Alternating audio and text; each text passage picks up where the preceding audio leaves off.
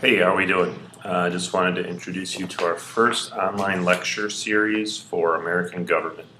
This is our summer lecture series. You'll be completing these throughout the summer. You'll be doing them, they're going to be between 4 to 10 minutes depending on how much of the topic we need to talk about. The question, what is civics? What we're looking at here is the study of citizenship. What all citizens should be doing is learning about their government, what it does for them, what they do for it. John F. Kennedy said, ask not what our country can do for you, but what you can do for your country. Our citizenship and our government has roots in ancient Greece and ancient Rome, where a citizen was a big part of who you were as a resident of Greece or Rome. The word republic comes from the Latin Roman thing of the people. So as we move on, let's take a look at what else civics means. Abraham Lincoln once said, "Our government is of the people, by the people, and for the people." Now, as we study government this year, I want you to think about what that really means. So one of your first assignments is to decipher what Abraham Lincoln was talking about in this famous quote. What is the role of government in the life of people in our country, the United States of America? So what is the purpose of our government? First off, the power or authority that rules a country is what we call a government. A government also makes laws and provides services and keeps order for our society. Simple answers like taxes and the military are obvious, but the government is so much more than just that. Continuing with our purpose of government, why do we need it? Well, life without government would be similar to the way that Charles Darwin described life: survival of the fittest. Evolution through strength, through superior education, superior knowledge. Those that would rule would most likely be the biggest, strongest, fastest, smartest, probably not the right person. Social Darwinism and survival of the fittest. An interesting topic to discuss in any class, especially government class.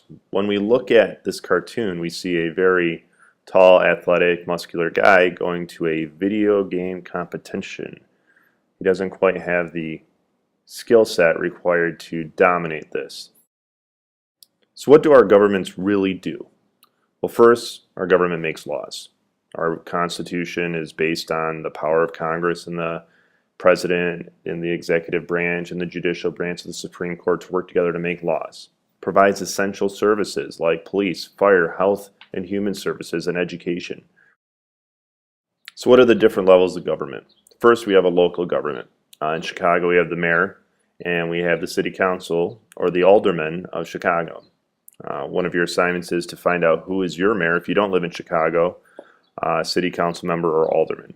Then we have our state government, governor and state legislature. Now, if you're an Illinois resident, you know who your governor is. If you don't live in Illinois, find out who your governor is and who your state representatives are. And if you do live in Illinois, find out who your local legislature or state senator. And then we have our federal or national government, President Obama and Congress.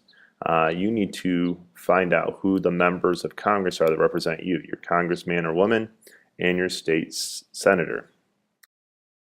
And here's a picture of our current president, President Barack Obama.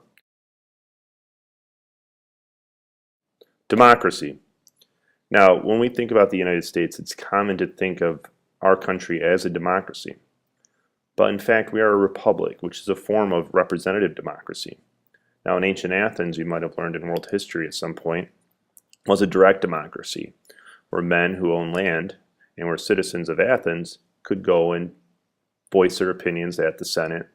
And then you have ancient Rome that was a republic until Julius Caesar created an empire where senators were elected and they would go to the Senate floor and represent the people. So we're more like Rome than Greece. Now, returning back to an important idea, citizenship. In the United States today, there's over 300 million citizens. Thousands come to the United States every year to become a citizen. Most of them get turned down.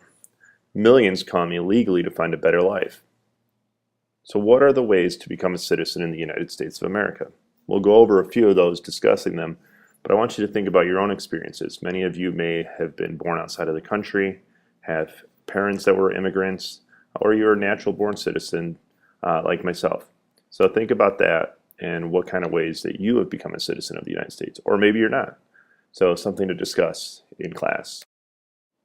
So the easiest way to become a citizen is through birth. Anyone born within the borders of the United States is a citizen. Guam and Puerto Rico also count. If both of your parents are U.S. citizens, it doesn't matter where you were born. So, aliens though, legal and illegal. Legal aliens can work, study, and live in the United States and apply to become naturalized.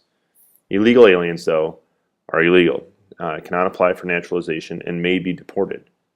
So what is the route for them to become citizens? It's really hard to understand the motives and the reasons and what people do to try to become citizens in the United States, but it's obvious that being born to parents that are citizens or in the Americas is the easiest way. So back in the early 90s, there was a lottery for foreigners to become citizens in the United States.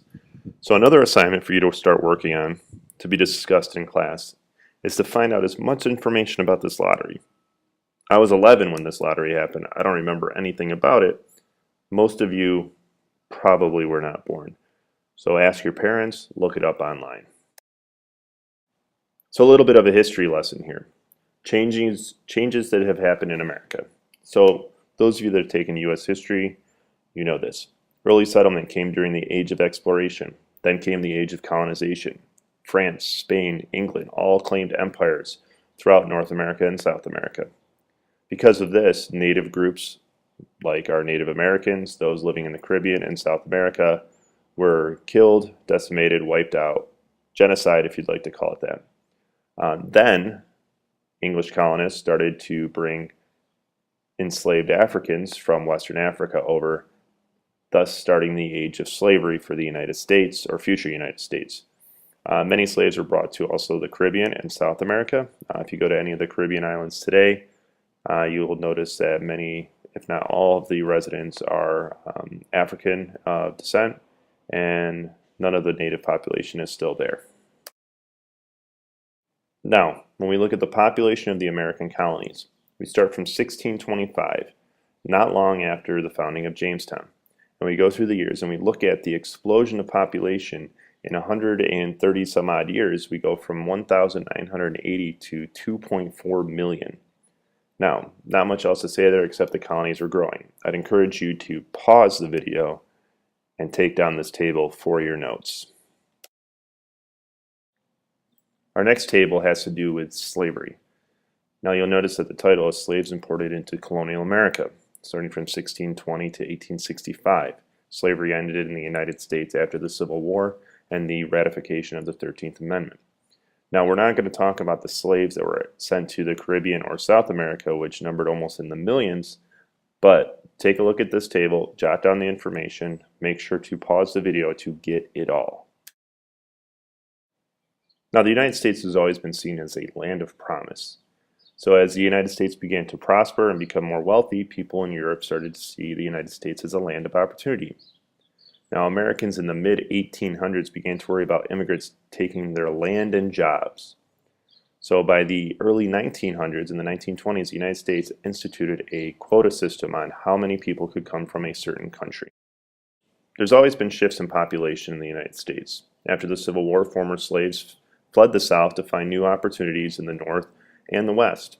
In the 70s, East Coast Americans left to go west. They wanted to go someplace warmer. The Sun Belt states, Arizona, Nevada, New Mexico, Georgia, and Florida. There's also been the move from urban to suburban. Being a new resident to Chicago, hearing about things that happened in the 1950s, 60s, and 70s, where people moved from the South Side to go to the suburbs of the Southwest or the North, changing the face of urban living. Cities like Chicago, New York, Philadelphia aren't what they used to be, but are still pretty amazing.